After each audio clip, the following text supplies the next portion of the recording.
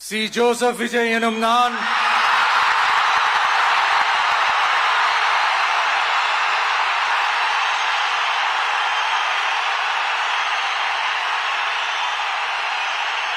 சட்டப்படி அமைக்கப்பெற்ற இந்திய அரசியல் அமைப்பின்பால் உண்மையான நம்பிக்கையும் மாறா பற்றும் கொண்டிருப்பேன் என்றும் இந்திய நாட்டின் ஒப்பில்லாத முழு முதல் ஆட்சியையும் ஒருமையையும் நிலை நிறுத்துவேன் என்றும் தமிழ்நாட்டு அரசின் முதலமைச்சராக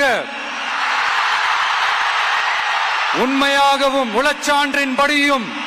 என் கடமைகளை நிறைவேற்றுவேன் என்றும் அரசியல் அமைப்பிற்கும் சட்டத்திற்கும் இணங்க அச்சமும் ஒருதலை சார்பும் இன்றி விருப்பு வெறுப்பை விலக்கி பலதரப்பட்ட மக்கள் அனைவருக்கும்